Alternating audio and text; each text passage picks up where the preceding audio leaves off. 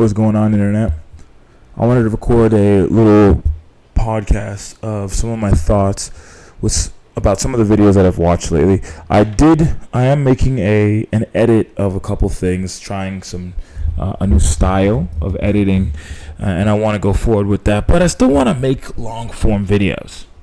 I still want to make stuff where I just naturally speak about what I've seen and what my thoughts are in general. I'm making this one today specifically because I saw the official kind of retirement of Bald and Bankrupt from Soviet videos. And I think it reflects an interesting thing. And I think we can learn something from Bald and Bankrupt's content. Now, if you're not familiar with Bald and Bankrupt, let me pull up his YouTube channel. Lord knows I never prepare for these, so shit. Give me 1 second. I'm going to pull up this guy. He's basically a YouTuber who really got a lot of notoriety because of the regions that he was in the world that he was exploring. He was going through former Soviet countries and providing a kind of on-the-ground perspective. And as you can see, some of his videos, most of his videos are pretty long. I mean, 19 minutes, 50 minutes, very long videos with not a lot of cuts. It's a refreshing change from where YouTube has been going with the Mr. Beast style content. Lots of cuts. You can't look away. This one is a slow burn. This guy he has what I think is a GoPro. Small camera, walking around, having little adventures, exploring through the former Soviet Union, mainly Russia, but with a lot of exploration of a lot of different places. And what makes this channel additionally special is he also provides a lot of backstory. He does research before the video, and but it's not a video essay guy. He's literally on the ground and he's just showing you stuff. Really cool channel. And we have two things that we can learn from this guy, because he posted two videos. The main one is this big one, the video that caused an international incident, and my journey is over. And he made a couple community posts. He deletes these community posts often, so I don't have them saved. Oh, sorry, I'm not showing you the screen. He deletes these community posts often, so I didn't do any screenshots. But yeah, he did a video basically where he did something illegal. He went to Kazakhstan and tried to see, and he was successful. He tried to see a rocket from the former Soviet, the Buran. And this is one of the cooler videos I've ever seen. Go check that out. I mean, this is truly awesome. This is an adventure through and through. He went with a girl that knew the way, and it's awesome. And the stakes are high. And he did end up getting arrested and detained because of this video. And I think to my knowledge, he hasn't actually gone through this details, but this is the video that's caused him to be deported and banned from Russia altogether. Quite interesting. He goes over that a lot in this in his most recent video, but he doesn't go through specifics. But I think the one thing that we can take a couple lessons from him, because I did look up his history. Awesome guy, but he's gotten in trouble twice in Russia. Once in Chechnya, where he made a small joke about Chechen women or Chechen girls, and it wasn't even a distasteful joke necessarily. It was a joke. Maybe I could do some research and actually show you some stuff. Let me just try and find. Yeah, he had he was forced to do a public apology, which absolutely surreal. Watching the man publicly apologize for something he said, for something that he said that was relatively nothing, right? It was nothing. But I want to show you. So Bald and Bankrupt. Let's type it in. Shit, come on.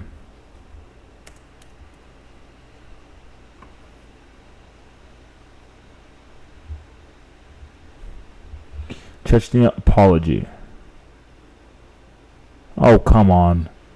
Am I really not able to find it? Oh my god. Okay, well it's on you. It's got to be on Google. I remember I found it on Google. he basically, yeah, this is a little Reddit thing from 2 years ago. He basically was on a train to Chechnya, which is a state inside of Russia. If people don't know, Russia is like a series of, it's like 20 different countries in one, or maybe even more. It's like a bunch of different countries. A lot of them have their own laws, their own rules, independent governments, but everybody reports back to Putin. Oh, everybody reports back to Putin. So this is like, they have their own laws. And I don't know if this was the Chechen government or what that detained him, but let's see.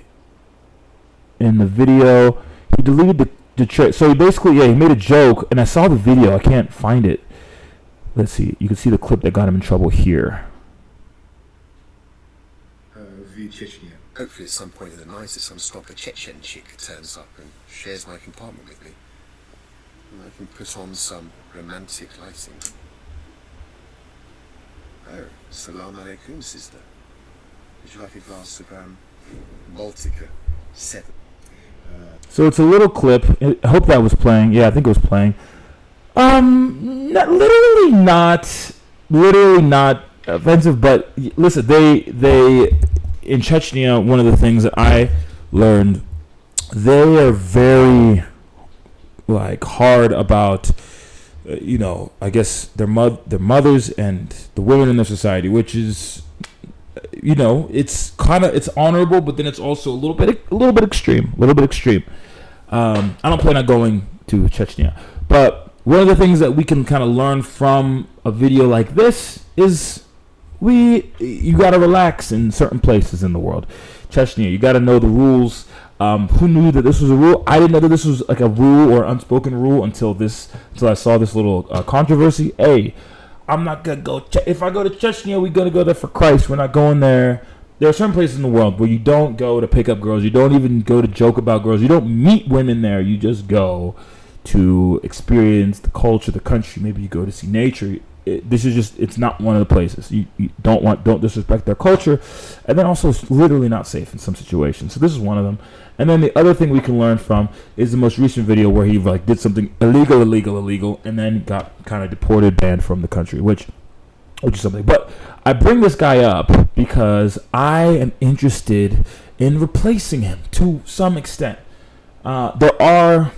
To my knowledge, there's one girl right now that's making content from Russia. She's Russian, and she's lived in the West, but she's just travels around Russia, making videos from different cities, and not the same, not Bald and Bankrupt style, but she does research. Her name is Jess in Russia. Oh my God! But there's a girl who does. Let me see. If Jess in Russia comes up. No, it doesn't. Okay. No, it doesn't. Lord knows that there's zero chance that I'm going to be able to find this girl just off of nothing. Zero chance I'm going to be able to find her off of nothing. But but there's not a lot of people making, at least for the West, this type of content. And if I end up going back to Russia, which right now I'm slated to go back there at the end of the year, we need somebody to replace him. We need, and I think I'm willing to take up the mantle. I don't want to make the same video. I think doing that style of content, especially as a person of color, it's not really a super part of my identity, but I think it's an interesting perspective. Going in from a Western person to come in and see, this is a black guy traveling around Russia, living it up. Now there was a big black YouTuber over there. Oh my God, his name was Fulochko. Huge YouTuber back probably 5 years ago when I first went to Russia. Let me see if I don't even know if he still has a channel anymore. Really, truly a legendary individual, and I'll honestly say this guy, Fulochko, was the reason why I went to Russia in the first place. This man right here inspired me to go to Russia. He went to Russia in the 2000s, to my knowledge, and started this YouTube channel where he's just now he, like, the last time I checked, he's like basically managing Russian girls' OnlyFans and helping them produce content and promoting them and some stuff like that, promoting Russian models and stuff like that. But that's a cool career transition. Good businessman, respect the guy immensely. Like, lived in I actually talked to him a little bit. I don't have any of the chats anymore, but he put me on game with what he was doing out there. Man, I really respect this guy. But he was like, the reason I went to Russia in the first place was him, because I Googled and I was like, is Russia safe for black people? And this guy came up and, calmed me down. He had a little bit of a nuanced view, but in the end it was like, bruh, like, this isn't what it is. Don't believe everything. Because it's not even that the media says that it's dangerous. It's just the general aura of the messaging around this country is dangerous. So this was the original guy that got me even interested in that place. And I like the idea of being that for other people, like inspiring them to get out of their backyard, get out of their city where they're from, and explore the world. Because I think Russia is just one place, but I think a lot of countries, you can Google stories about them, and they get a bad rap. And honestly, if you Google stories about America, you're gonna see some awful shit in general. You're gonna see mass shootings. You're gonna see bickering, politics. And you're gonna see a lot of strife between racial groups. You're gonna see a lot of terrible shit coming from America. And I think it's basically the same around the world. It's just a matter of whether the perception or the online stories does match the reality of the boots on the ground. And I think very rarely is that the case. Even in the worst places in the world, like North Korea and China, there are people having a ball, having a good time, living their lives, falling in love, having sex, eating good food, and living well. And then obviously there are people that aren't in that nice situation, and it's just whether or not you as a traveler are going to have a good or a bad experience. And I think a lot of the time, unfortunately, the only way that you're ever going to find out the truth of that matter is to go to that place yourself.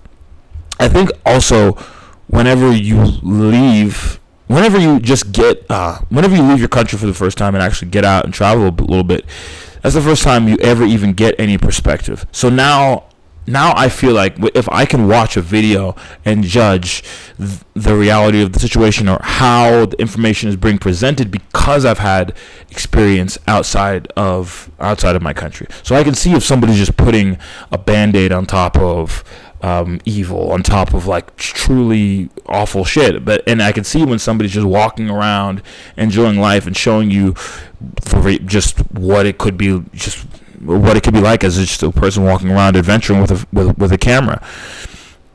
Of course, I also like some processing in the videos. I don't like it to be overly processed, 8 cameras, all that stuff, but I do like a well-edited video.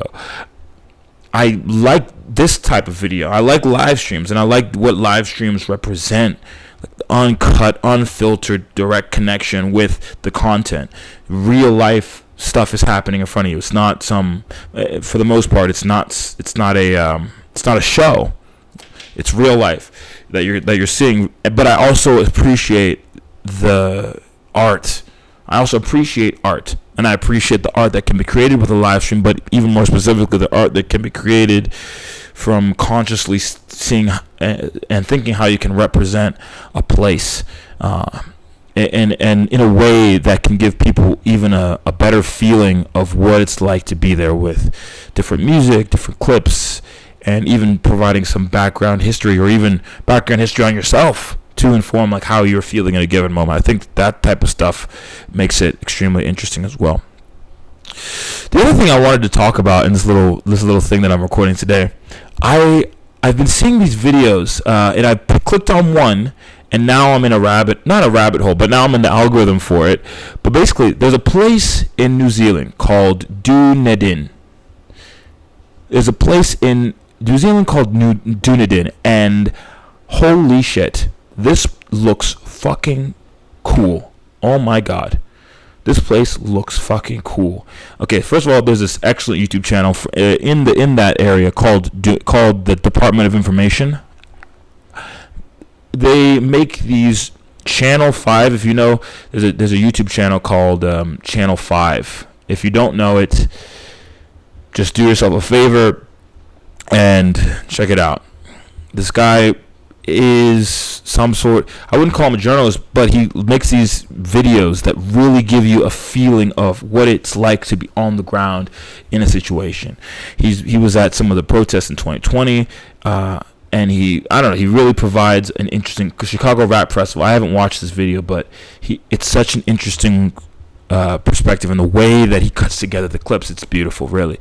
But this YouTube channel, the Department of Information, makes similar style videos. I know a few people from Dunedin. They're good cunts. I love them. Nah, but right here, we fill it up using the shower. This place reminds me. 3 hour powers. Like, look at the absolute squalor, like, that these kids are living in. I love it. I love this. Look at this. This reminds me of West Virginia. This reminds me of the heyday that Morgantown, West Virginia used to be. WVU. And it's like, and I wasn't there in the heyday. I was, 2012 to 2018, I was there. And really 2012 to 2000, let's say 15, 16 was when Morgantown, West Virginia we were the #1 party school. It was even crazier before I was there, but even up until then, it was the #1 party school, and the streets were so fun. It was all hoes. It was just beautiful. The street parties were just amazing, and I participated in the street parties, and I know how much these speakers are. They're not cheap, but you can rent them, or everyone can chip in and buy them. They're fucking garbage. It's the lowest of the line speaker that you can get, and have a fucking ball. And I re-rented these speakers twice, and had some of the most amazing parties. We made our mark. There are people that have lifelong memories because of the fucking parties that I threw in that little greenhouse, 228 Belmar Avenue, Morgantown, West Virginia. That shit, oh my god. And it was these shitty fucking speakers that we fucking bought. And I want you to see, like, the way that these kids are living. This is reminiscent of, because I didn't live in this level of squalor. Like, my house and everything was kind of, it was fine. Like, our rooms were nice, everything was nice. But if you look at if you walked in the living area, I mean, Jesus. But this reminds me of Grant Street. We had a street in Morgantown, West Virginia, Grant Street. If you find an old I'm Schmacked, oh my God, we're going down the rabbit hole here. If we go to I'm Schmacked WVU, this was there 7 years ago. It was 7 years. This was when they came either the year I was there or the year before I was there. Absolute fucking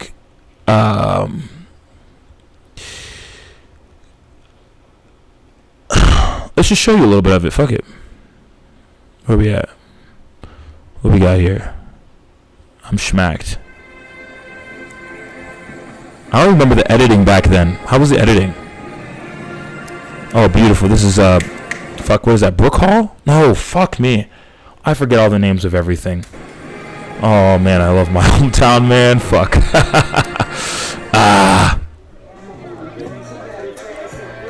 This is top of Frat Row.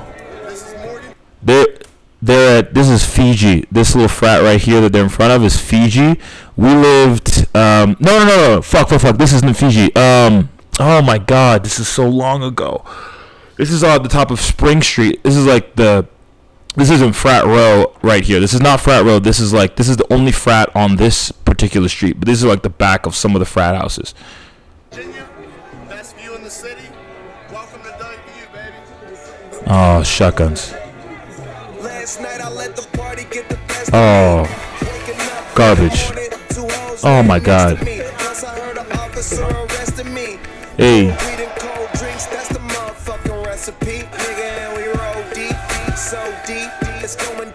this bitch. Concrete. We gon' party all night.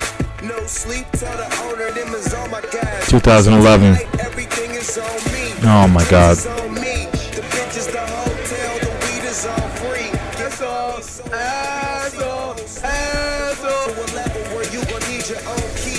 PGOD. No sleeping, if it applies.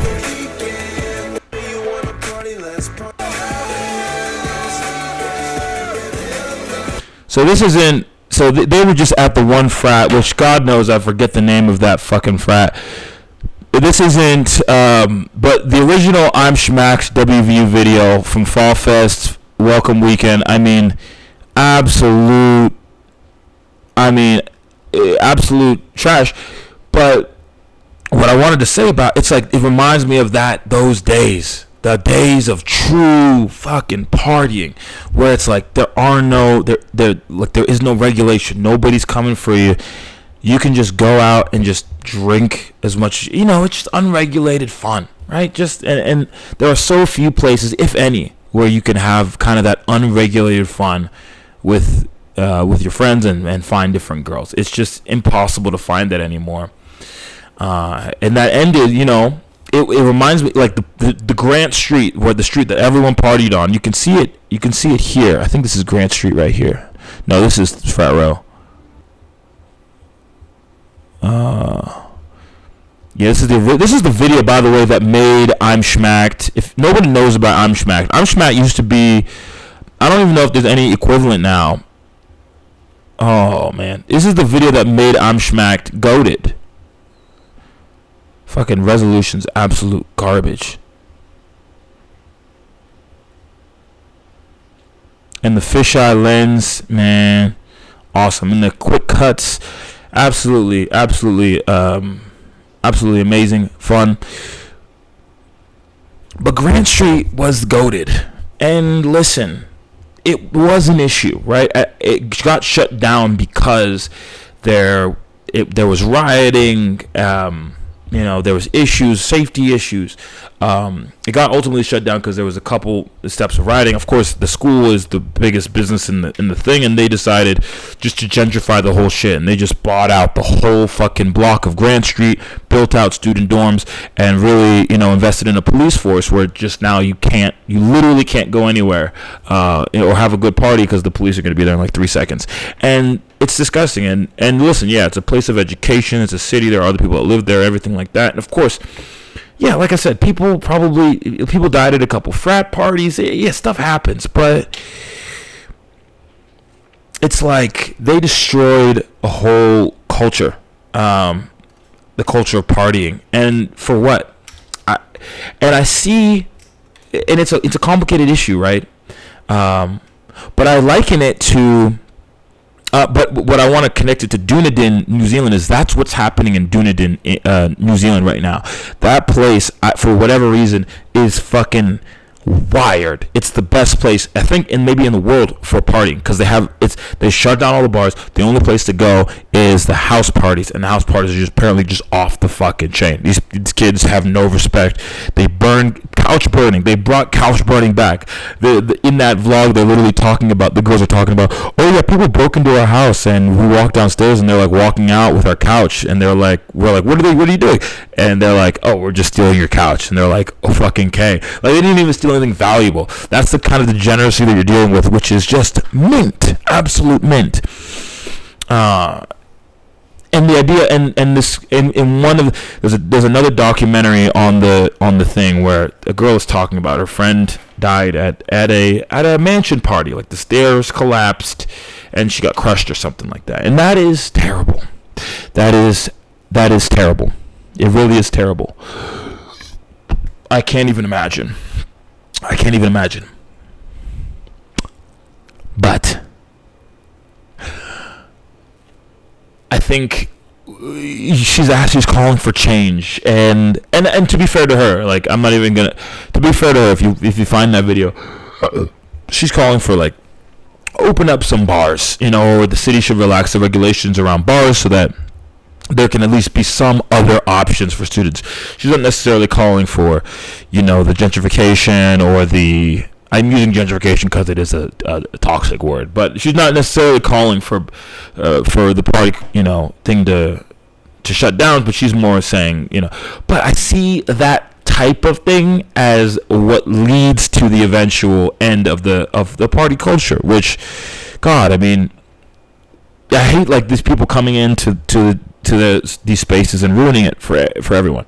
Not like the death, but like, you know, certain people like holier than thou, I don't know, coming in and ruining this different sport. And I want to analogize this to, there's a sport, it's not skydiving, but it's like the wingsuiting. Wingsuiting is like the most dangerous sport in the world, right? It's the most dangerous sport in the world. And I literally found this, I like went down a rabbit hole one day, and I found a lady who, her whole thing, like she's had like she's been married like 3 times, and every single one of those guys has died in a wingsuit accident, and she still wingsuits, and she's dating another guy who wingsuits, and I'm like, that's fucking insane. But as a lady who understands, you know, these people, they understand the risk of the thing that they're getting into, and they consciously still do it day in, day out. And even through all of that, they're not calling for regulation, and there are hella regulations around wingsuiting, but the people, every single person in that sport knows somebody who has a friend who has died in the sport, and they still do it, and they're not calling for any regulation, because they say, listen, we understand the risk of the thing that we're engaging in, and it is what it is. And I like that. And to an extent, while we should have laws, while we should have regulations, force, that sort of thing, I also am like, live and let live, viva la vida, live your life. Like, I think that people should be able to make their own decisions and take the risk that they are willing to take. You know, understand that, you know, like if we're all going to a mansion party or a warehouse party in the middle of nowhere, like shit could happen, shit could go down there, and that's like the whole reason we're doing this is because shit can go down. Like, not, you know, hopefully it shouldn't go down in a positive way, but the whole reason we're out there is because like we don't want the fucking rinsed and repeated type of fun that they are allowing us to have. Fuck what they allow you to have. I want to have the type of fun that I want to fucking have, which I want to go out to somewhere and have lights and music and have somebody performing and have people fuck it in the corner and in the room and have people fall in love and meeting and making memories and drinking a little bit too much and you know, going home and doing like an regulated atmosphere. I think Andrew Schultz was talking about on the last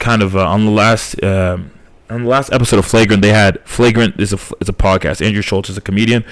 They had Russell Brand on, and you could find that podcast. But one of the things they talked about was like at Burning Man. You know, Burning Man is this unregulated like event society thing, and even in that context, it's now I haven't been there. Hopefully one day I'll get the pleasure of visiting. But from their perspective, they're like, even without laws, even without any of these things, everything works. Everything runs well. Like people, the society, you know, this little thing for however long it runs, you know, with no money, with no, you know, regulations or rules, like people are able to coexist peacefully and lovingly and beautifully. And that's in this type of place. Now, ultimately, can we run society that way? No. But I think the places that do have that the places that have been able to maintain a little level of purity, you know, in that context, should be preserved. And I think Dunedin, New Zealand, is one of those places. And for that reason, I want to visit before the PC or the conservatives come for it, you know, because I think literally on all sides, like, what is it? Like the liberals want to shut everything down now because they think everything's racist and sexist, and then the conservatives want to shut everything down because they want everybody to be religious and, you know, I use the word pure in a very different way than the religious people use the word pure, to say the least. You know, but yeah, that's my kind of opinion on that. I wanted to start talking through that opinion. It is controversial. I don't want to trivialize anybody's death or anything, but I do like that wingsuiting analogy for different things in life. It's like, you know, the risk of the activity that you're going to engage in, and listen, you know, this is what it is. You know, if you go out drinking, like, you could drink too much. You know, if you start doing drugs, you know, you could do too much. It's part of the thing. Yeah, we should have, you know, safety mechanisms and things to bring you back if you do have an issue. Like, maybe somebody should be there to be able to drive you to the hospital, or like whatever the drug is, Narcan, to like bring you back from doing whatever thing you're doing. But I'm an advocate of degeneracy, but, you know, within a context, like, you know, I think it's something to talk about. Anyway, this has been an interesting little riff. We went from Russia to, what time is it? Fuck, I do have to pack, because I'm wearing underwear. I do have to pack because I'm going to LA this weekend to get a passport and to get a party a little bit, be part of a community. I think one of the biggest things that I missed, and one of the things I enjoyed the most about LA last time I went, was that I kind of like fell into a community. Like, I was delivering a romper to a guy there, and he just like invited me into his life, which was one of the coolest things. And he has all these friends that are all doing interesting things, and it was nice to like be a part of something for a little bit. And I realized that's like a big thing that I'm missing in my life, is like being a part of something. And that's one of the goals. Be a part of something. Yeah. That's one of the things, like, I think a lot of my friends figured out earlier than me, and got settled down with girls, and like stayed within a community, stopped moving around as much. That's one of the things that they figured out before me, is like, probably not consciously, but they understood the beauty and wonderment and need for, you know, 100% not intellectually, by the way, probably out of a comfort zone, but they realize, you know, the comfort level that comes from having that level of community around you, and like friends that you've been friends with forever. And then even some people drift out of that core group. It's like you still have your one person, right? Your relationship, and then you get fulfilled because you're doing work that you care about. Because I think that a lot of them are engineers, scientists, and so a lot of them care about the work that they're doing. Okay. Is there anything else I want to talk about today? Yeah, I want to replace Bald and Bankrupt. I want to go to Dunedin, New Zealand before it gets shut down. I don't think there's anything. I was gonna make pants out of this. You guys can't even see the color in this lighting, but in this this pink snakeskin fabric, very difficult to make anything out of, because it is like a polyester spandex material, and it stretches. And anybody that knows anything about fucking these type of materials, it's very hard to make something out of stretchy material, because you have to stretch it like while you're making. It's just difficult. Yeah, I would love to just be a designer, to be honest. Designing clothes is fun. Making them is not as fun. Just like making videos is fun. Maybe even designing videos is fun, but editing them is not as fun. So I'm like so split on those. Listen, that's a fun conversation to have. I'm split on those things. Like, these are two things that I love in life. I love I love fashion, and I love, you know, making videos. But I don't really like the process of sewing together clothing. It's a little bit. I make so many mistakes and all that, and then even with video editing, it's like, I think when I'm saving up for a Mac computer, and, you know, hopefully the edits will go a lot faster, because it's just so. It just takes so much time to make these textual edits on my phone. I can make them well, and I can maybe even make them matching to match like the quality of some of those big time guys, but it just takes so long. It just takes so much longer. Where, like, on a computer, I can copy and paste with this fucking screen thing. But with my phone, it literally takes like 5 extra taps. I gotta tap this, move it, and then I can start editing it, which it's just a whole fucking thing.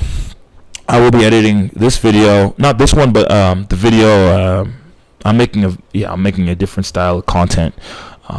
This whole channel is kind of just an experiment, getting different ideas out there, and all that. That's all I'm gonna say today. I'm going to LA this weekend. I'm coming back to Vegas on Monday, and I hope to do some collaboration with some different locals. Another YouTuber hit me up. He's very small, but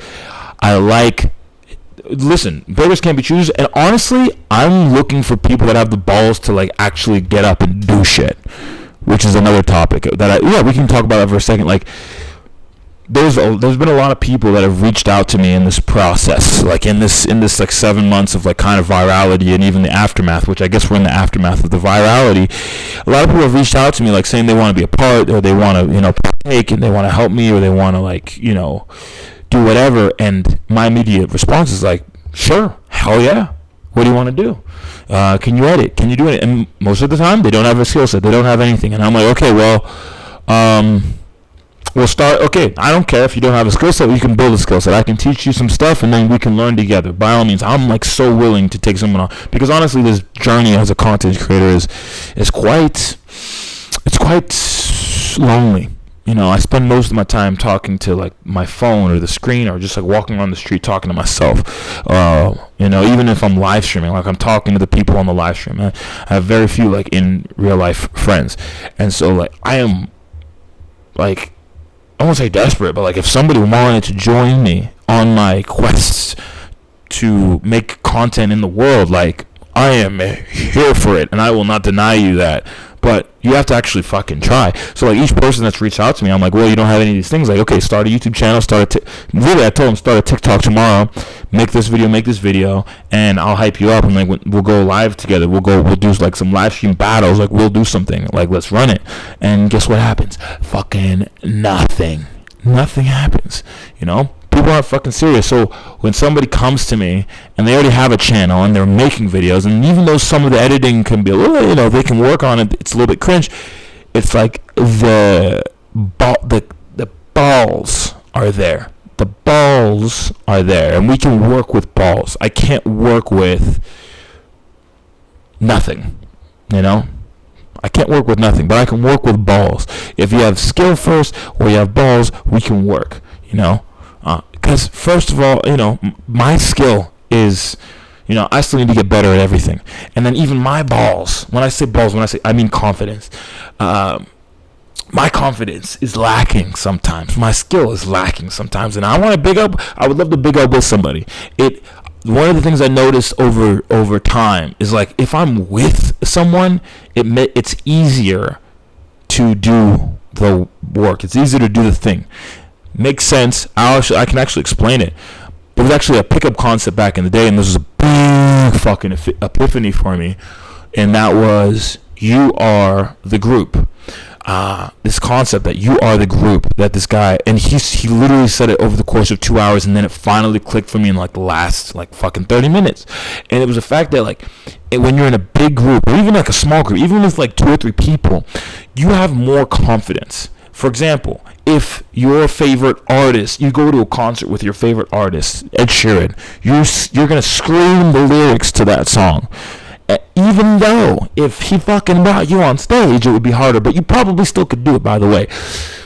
But if you were alone on the street, you're not gonna feel the confidence to just be outright screaming the lyrics to a song. If they put you in front of all, by yourself in front of a bunch of strangers, or on a karaoke stage, you're gonna be fucking scared. But when you're with that big ass group, hey, you don't give a shit. And the same thing when you're with your boys. When you're with your boys and you go out and there's girls, hey, you might still be scared. You might be a scared bitch, but it's still possible for you to go and approach some women. Whereas a lot of times with many guys, if they're alone, there's just zero chance that they're gonna talk to anyone. And so we feel more comfort and more power when we're within a group. So while I do love the comfort zone challenge of being outside of the group, I also recognize and appreciate the opportunities to feel comfortable. Shout out to breaking your comfort zone, but also man, sometimes a nigga likes to be a little comfortable. Yeah. Sometimes a nigga wants to be a little comfortable. So by all means, if anybody watches this video, we'll fucking collaborate. Like DM me on fucking one of these internet things. I think the guy who DM'd me, he DM'd me on TikTok. I got my TikTok DMs open. And I, of course, IG DMs is always open. Fucking send me a message, bitch. Like, we'll run. Like, I think there's almost no situation where I'm not willing to collaborate. It's the only situations that'll be difficult is like if I'm making clothing, then it's like a lot more effort because first of all, either I have to hit up my supplier and I have to like pay them, or I have to make the shit myself, which is even harder and has a lot more cognitive, like not dissonance, but a lot more cognitive resistance from me because then I have to like. I probably have to learn a new skill because my personal skill with sewing is low and it's sometimes hard to motivate myself. But I gotta hop off because I gotta fucking do some. I gotta do some packing for this LA trip. Shout out to everyone who watched this. I should be posting another video. I'll probably post another video in the morning tomorrow because I'm gonna probably be editing this whole bitch at the airport. After a live stream, I'll probably live stream for a little bit if I have the balls to fucking dance around at the airport. Shout out to that. But yeah, we outside.